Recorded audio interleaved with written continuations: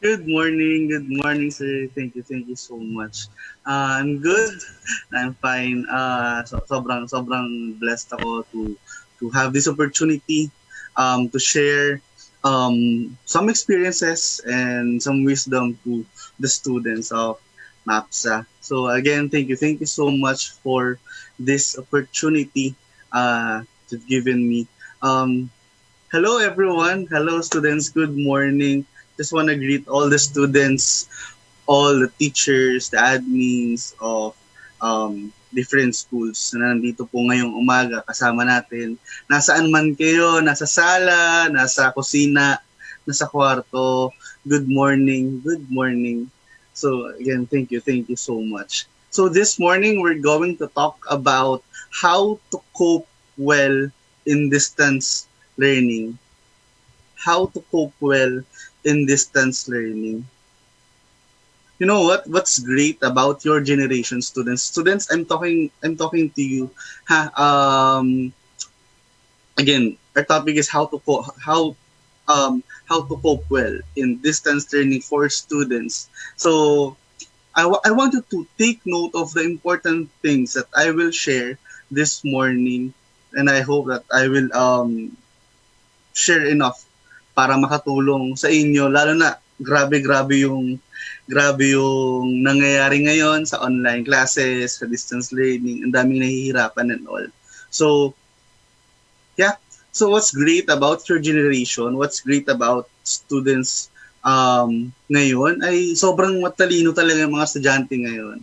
Ba't ko nasabi? Kasi naging teacher din ako for 3 years. After I graduated, nagturo agad ako.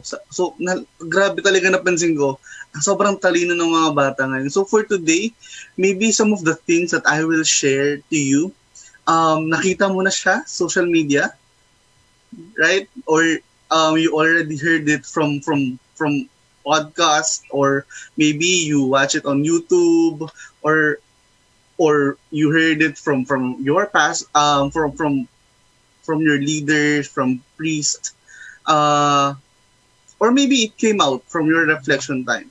But again, students, my goal for this morning is to remind you, okay, to remind you of the important things na minsan nakakalimutan na natin gawin dahil sa sobrang daming ginagawa.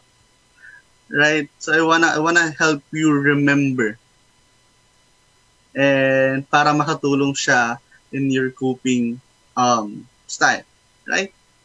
So again, my name, everyone calls me Kuya Dan. I facilitate retreats and recollections sa iba't ibang school. And right now I am a youth missionary from the Feast Youth of the Light of Jesus family. What we do is we go to different schools, we go talk to the young people every day. So please take note that lahat ng sasabihin ko dito is not based from my judgment, because I don't have the right to judge the young people today kasi sobrang gagaling talaga. So my work right now as a missionary, I talk to young people every single day, madaling araw, gabi, minsan umaga. Kasi gano'n na yung mga kabataan ngayon, no? Tulog sa umaga, gising sa gabi. Pero pag may school, gising almost 22 hours. So right now, I talk to young people, I listen to them, I listen to their rants. So I disciple them, I help them build their leadership skills and all. So yeah,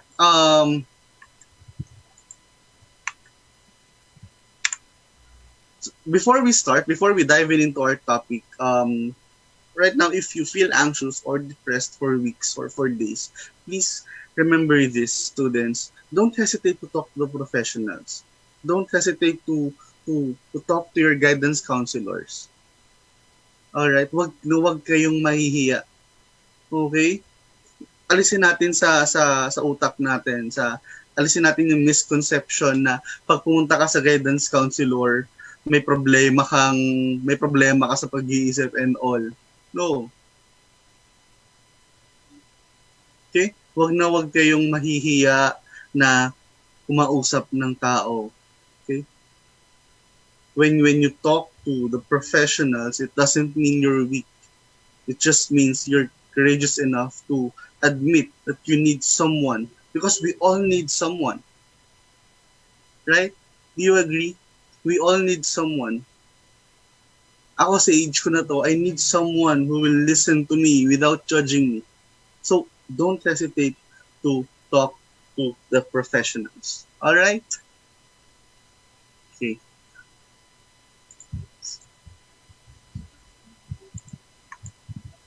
So, before I give some tips for this morning, let's define first the cope. So, cope is to deal with and attempt to overcome problems.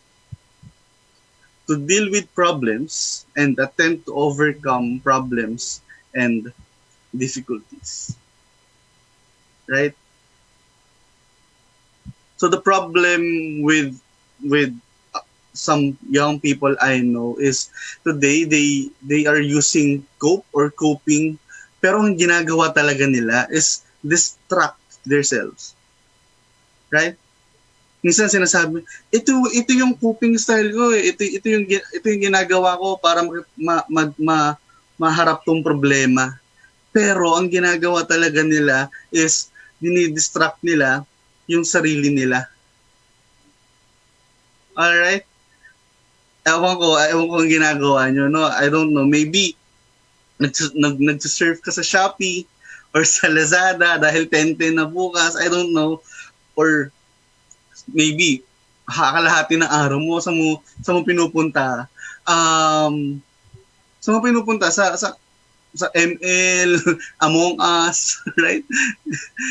Alam ko mag-agree mga estudyante ngayon na Among Us, ML, or Call of Duty Mobile, right? Sometimes distraction, or maybe overuse ng social media, right? So again, to deal with and attempt to overcome problems and difficulties. Yes, I know, and I agree. Sometimes you just need a break from all the works na ginagawa mo. Kasi ako rin ganun ako eh. Diba? Minsan naglalaro lang ako, I pause and I play. But always remember that you need to cope up with the real problem. Okay? And listen to this. Iba-iba tayo ng personality, iba-iba tayo ng behavior. So coping is different for everyone. Iba-iba siya para sa iba't ibang tao. Okay? So why am I saying this? First is because sometimes we tend to compare ourselves to other people. We say, bakit siya ganyan yung ginagawa niya, nakaka-cope naman siya with his or her problem. Bakit siya ganito yung ginagawa niya, okay naman siya, nakakapag-aral siya. Don't compare yourself to other people kasi may iba-iba tayong coping style. Right? And you need to know kung ano yung ano yung coping style mo, sarili mo. Alright? Or second, what yung sinabi yon is don't say to your friend na, oh, itong ginagawa ko, ito lang yung tanging solution. This is the only solution. This is the only way to cope up with our problem today. Maybe you have the same problem, but again, it's a different coping style. And today I will share some tips that might help you cope well in distance learning. I don't know kung ano yung mag-work sa inyo, but I hope that I will share things that you can do, that you can apply right after this webinar. All right? 5 tips. I'll give you 5 tips this morning. Number 1, and I want you to take note of this. Be kind. Be kind. First is to yourself.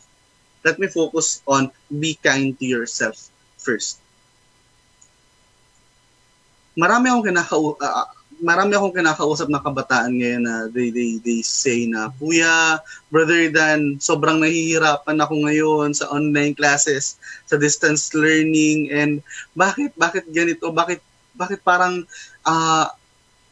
nagfe-fail ako, parang hindi ko maintindihan yung lessons, hindi ako makasunod and all. And some young people say na, let me use the word, sorry, pero may mga kabataan nagsabi, bakit ang bobo ko, bakit ang tanga-tanga ko? Young people, listen. Don't punch yourself with the negative words. Don't be too harsh on yourself. Again, stop punching yourself with the negative words. Why? Because this distance learning, this online classes, bago to eh. This is new. This is new for everyone. And pag may bagong bagay, is talagang we need to adjust. Our body and minds need to adjust. Right? You understand? We are adjusting. Okay? So it's maybe I can say this, it's normal to feel anxious if you're not familiar with the new things. Okay? Let me give you an example. I have this friend. Sabay kami pumasok sa college, and then we have the same what do you call this? Registration form. We have the same reg form. And then, sabi niya sa akin, Dan, bakit, saan yung room na yun? Tinanong niya, saan tong room na to? First year, di ba? Pag bago ka sa school, hindi mo alam, hindi mo kabisado yung school. So, tinanong niya ako, saan tong room na to? Bakit gano'n? Tataranta siya kasi malilate na siya. And then, alam niyo, nakasulat dun sa reg form niya, nakalagay is TBA, to be announced. So, wala pa talagang classroom. Right? Wala pa talagang classroom. And sometimes, ganun din tayo sa ibang bagay. Pag may bagong bagay na tumating sa atin, minsan nararatel yung utak natin. Okay? Because we're adjusting. Okay? So, be kind to yourself. Alright? Huwag mo masyadong bubugin yung sarili mo with the negative self-talk, because lahat tayo ay nag-a-adjust sa nangyayari ngayon, sa period ngayon, sa estado ng buong mundo ngayon. Alright? Don't be mean to yourself. Another thing is be kind to other people. Friends, listen to this. If you are stressed about the distance learning or online classes, it's the same for your siblings. It's the same for your teachers. It's the same for your classmates, or even your parents. It's the same for your parents. Right? And why did I include this? Because our nature as a human being is that we are good. We are kind. Mabait talaga tayo. And it helps us remember.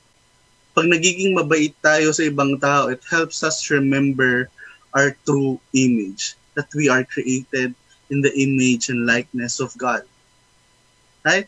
Imago Dei, we are capable, we are wise, we are courageous, and we are loving, because we are created in the image and likeness of God.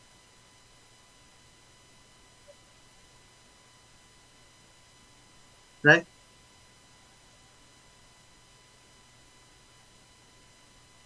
So be kind to yourself and be kind to other people. Second P is write your schedule. Write your schedule and follow your schedule. Alright, practice discipline. We need to practice discipline. Actually, kahit hindi naman distance learning to, no? Kahit regular classes to, kahit sa pumasok kayo sa school, we need to practice discipline. We need to write your schedule. You need to write your schedule and follow your schedule, right? So maybe write your schedule for a week. It again, it depends on the person. Maybe what works for some is they write their schedule for 1 week.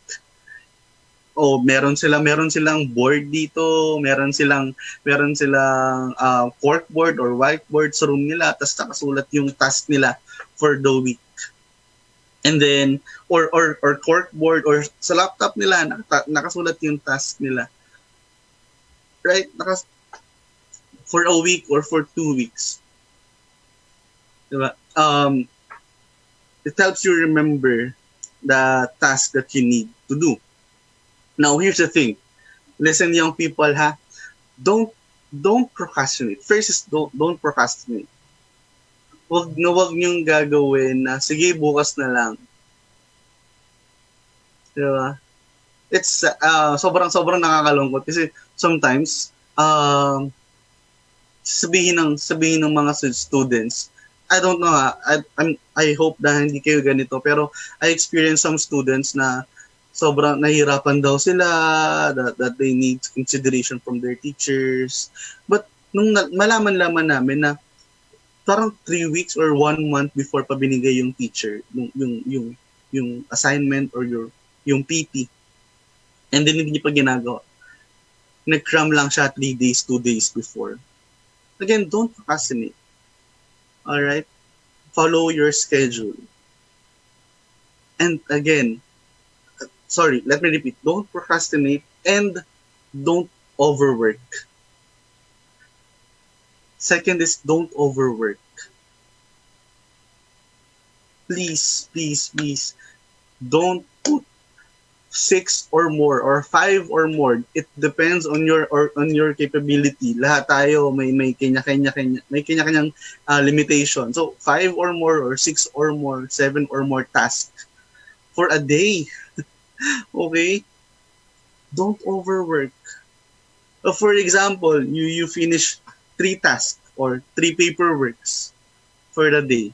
And then sabihin mo sa sarili mo, oh, tapos ko yung 3 tasks, gawin ko na kaya yung another 2 para free na ako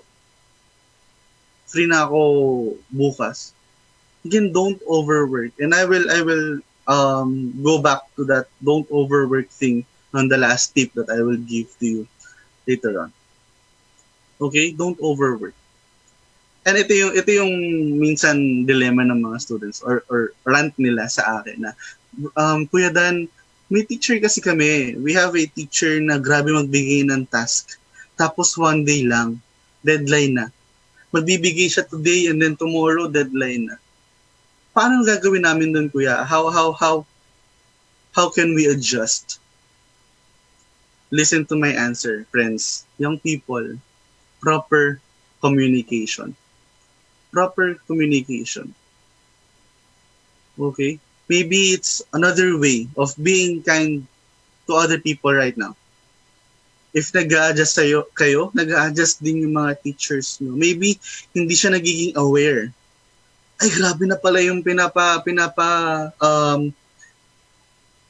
pinapagawa kong task sa mga students ko. Maybe one of people in your class or your president will talk to that teacher with proper communication and alam mo yun, may pakita kang respeto with your teacher.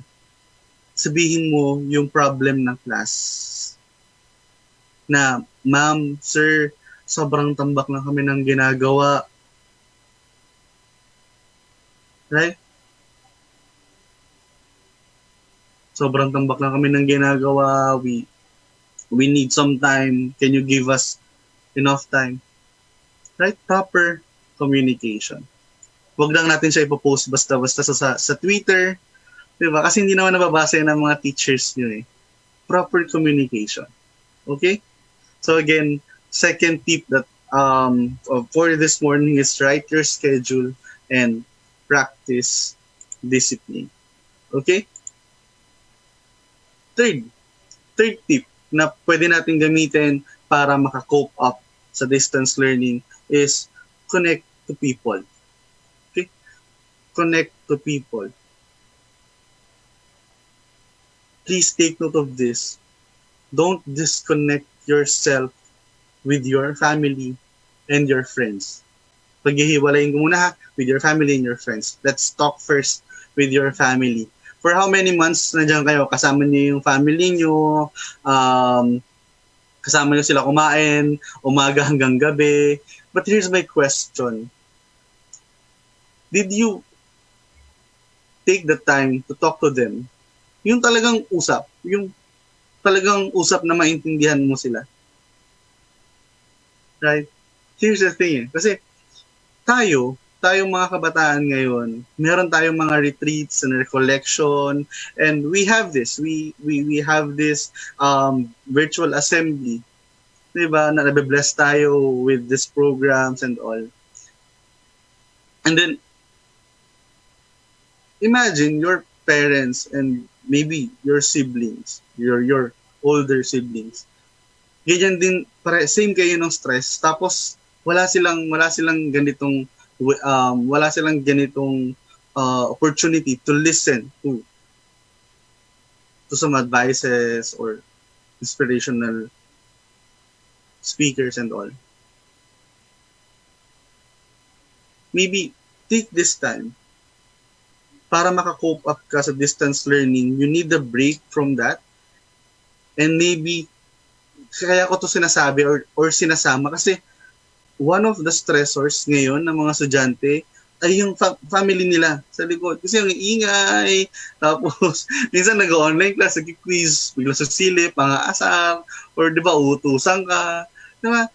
Maybe you need to take the time to understand them. Why? Bakit sila ganun? Bakit ganun sila mang-asar? Bakit ganun? I don't know. Take the time to know them more. Connect to your family. Okay? And another thing, connect to your friends. Right? Don't disconnect with your friends sa pandemic. Bakit? Kasi sila yung, di ba, kung mag-agree kayo, minsan sila yung coping mechanism or coping style nyo, di ba? Kaya kayo hindi umuwi ng maaga sa bahay. Some of the students, this is the reality. Hindi kayo umuwi sa bahay ng maaga kasi ayun nyo munang makita yung kapatid nyo na kaaway nyo lagi or your parents, di ba? Minsan umiiwas tayo sa family natin and we connect and we bond with our friends. Tapos biglang pandemic, some of the young people that I know, nag-disconnect sila sa friend. And it's not healthy. Okay? Continue to connect with your friends. Huwag kayong lalayo sa mga kaibigan nyo. Maglaro kayo ng Among Us, maglaro kayo ng CODM, para lang makakonect kayo sa kaibigan nyo. Alright? They might keep you sane. Kwentuhan kayo, di ba? Okay? Huwag kayong lalayo sa mga kaibigan nyo. And again, let me go back to the important thing. Connect to your main support. Connect to your family. Talk to your parents, talk to your siblings. Alright? Connect to people. Next is focus. Focus on the things you can control. Young people,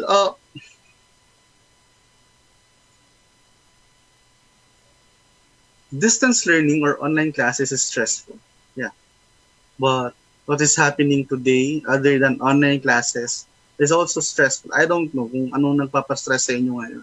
But mag-open ka lang ng social media, mag-open ka lang ng Facebook, mag-open ka lang ng Twitter, right? Twitter. Marami ka nang mababasa, right? Marami ka nang mababasa na mga comments or posts na nakaka-stress talaga. Here's my encouragement to you. Focus on the things you can control. If you have this privilege, friends, if you have this opportunity to attend online classes, take this opportunity to study hard and focus on your study alone. Okay? Don't get me wrong ha. Hindi ko sinasabi na, so kuya, wala na dapat kaming pake sa ibang bagay. No. It's good that your generation is knows the problem, right? It's good that your generation right now knows the problem, sees the problem. But again, what you can control is yourself, mostly yourself. So you need to you need to study, and maybe in the future you can lead um, this world, this country. Kasi yun talaga yung goal namin to as a missionary. Isa sa mga pangarap namin is to build Catholic leaders. When they serve as lawyers, mga doktor, mga engineer, mga teachers, mga NGO leaders, businessman, na mga may values ng Catholic. Imagine this world na grabe yung nangyayari kung ganun yung mabibuild nating mga leaders for today. I have this friend, sobrang minsan naiinis siya sa school niya dati. Kasi bakit ganun? Public school, tapos hindi full yung support and all. Galit na galit siya, and then I talked to her, mga ibang friends namin, kinausap siya. What she did was yung anger niya, nilipat niya into positive energy, and what she did was nagtayo siya ng organization na tumutulong sa mga bata.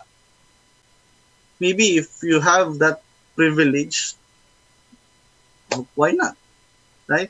Focus on the things you can control. Okay lang mag-post, okay lang mag-rant social media, but again, focus on the things you can control. Right? And last tip that I want to share to you is rest. Rest.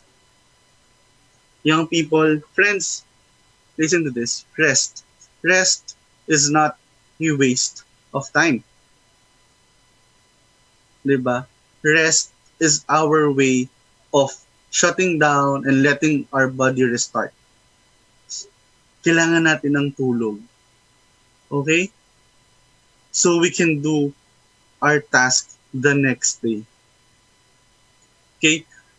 And again, the best example is God. Be like God in the creation. At the seventh day, He rested. At the seventh day, He rested. Though, I ask myself, natulog ba talaga si Lord? Kailangan ba talaga niya ng tulog? Maybe yes, maybe no, I don't know. But maybe what He did was, He sat down, He take a step back, He sat down, and then He appreciate all the things that He has done. Tinignan niya yung mga creations niya, and then, this is good. This is good. On the sixth day, I created human. This is very good. Pwede natin gawin yun. Noon, again, one day for a week, can take a step back. Sit down with your family and appreciate the things that you have. I have my family. I have my friends. I have this privilege. I have this opportunity to study kahit online classes. Tapos grabe yung ginawa ko, nakagawa ako ng 5 tasks, 5 paperworks, or sabihin natin nakagawa ko ng isang thesis for 1 week. Grabe. Appreciate yourself. When I say rest, hindi lang siya tulog. Okay? Hindi mo siya tulog. Maybe your rest is be with your family. Maybe your rest again, isa sa mga tips ko is be with your friends. Connect to people. Okay? Pahinga. Magpahinga kayo. Kasi lahat tayo kailangan ng pahinga. Lahat tayo kailangan ng hinga sa buhay. We need to take a breath. Wag nating i-overwork yung sarili natin. And another rest that we can do is, for us Catholics, we believe that one of the best way to rest is to rest with God. Right? for us Catholics, we believe that isa sa mga pwede nating gawin, pahinga, is just sit down and just talk to God.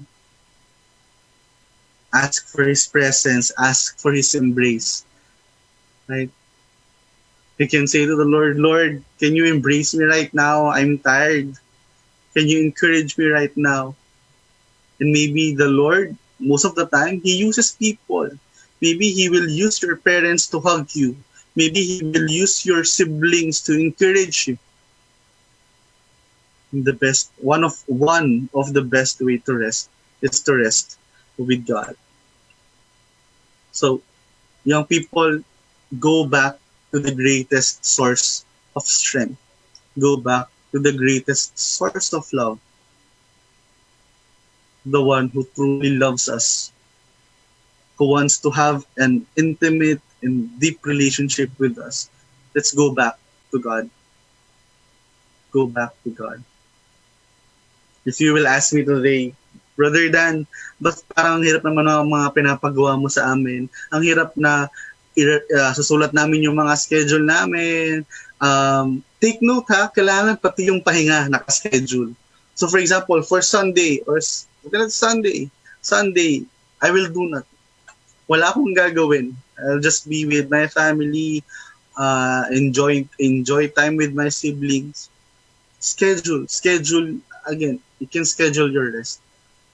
Maybe you will ask me right now, Kuya, bakit parang ang hirap ng pinapagawa mo? Listen to this ha. Kung gaano ka-importante yung physical health natin, ganun din ka-importante yung mental health natin. Importante din ang ating mental health.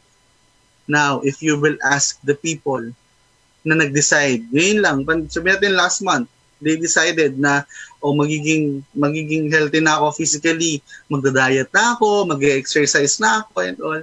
You go ask them na gaano ba kadali for them na mag-adjust.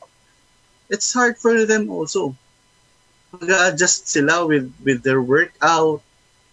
Diba? Minsan nasusulat nila yung task nila na for Thursday 4 p.m. to 5 p.m. mag-workout ako. Tapos minsan may mga tao, I have friends na talagang sinusulat nila yung diet meal plan nila. Discipline. It's the same sa mental health. Mahirap talaga siya sa una. But to maintain a healthy mental well-being, we need to discipline ourselves. Alright? We need to write your schedule. You need to write your schedule. Follow your schedule. Take time to rest. Connect to your family. Focus on the things that you can control. Minsan, pahinga kayo sa social media. Kasi, minsan, sobrang babad tayo sa social media. Nakaka-stress. Right? Sobrang nakaka-stress. Maybe, sometimes you just need to let go of your phones. And just rest. Be still with God. And I know that you can do anything through His strength. Don't forget, go back to the greatest source of love. Go back to the greatest source of strength. Go back to God. Thank you. Thank you so much again for this opportunity. I hope you learned something. Thank you. Thank you so much.